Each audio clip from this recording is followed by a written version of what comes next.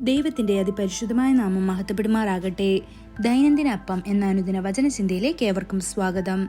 ഇന്ന് നിങ്ങൾ അറിയും എന്ന വിഷയത്തെ ആസ്പദമാക്കി ചില കാര്യങ്ങളെ നമുക്ക് ചിന്തിക്കാം. അതിനാധാരമായ ഒരു വാക്യം വായിക്കാം.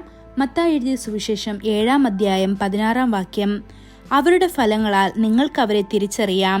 മുള്ളുകളിൽ നിന്ന് മുന്തിരിപ്പഴവും ഞെരിഞ്ഞിലുകളിൽ നിന്ന് അത്തിപ്പഴവും പറിക്കുമാറുണ്ടോ?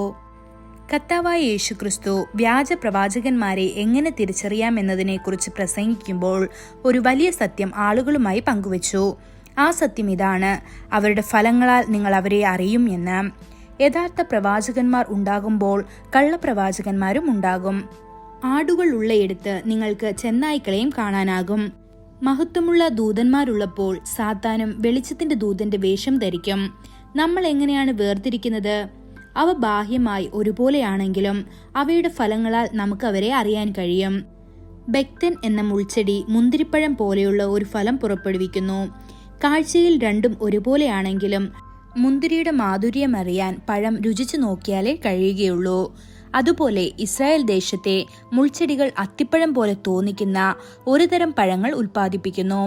പക്ഷെ രുചിച്ചാൽ അതും അത്തിപ്പഴവും തമ്മിൽ വലിയ വ്യത്യാസം കാണാം. പുറമേക്ക് ഒരുപോലെ തോന്നുമെങ്കിലും ഇതിന്റെ പഴങ്ങൾ രുചിച്ചു നോക്കുമ്പോൾ നമുക്ക് വ്യത്യാസമറിയാൻ സാധിക്കും.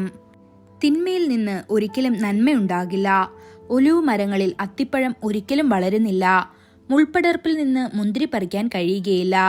ഒരു ചെടിയുടെ സ്വഭാവം അതിന്റെ ഫലങ്ങളിലൂടെ വ്യക്തമായി മനസ്സിലാക്കാം.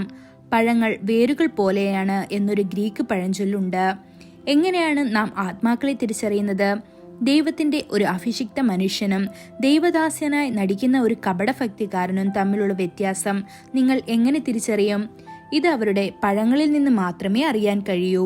ഒരു മനുഷ്യന് കുറച്ചു സമയത്തേക്ക് മാത്രമേ വഞ്ചിക്കാൻ കഴിയൂ.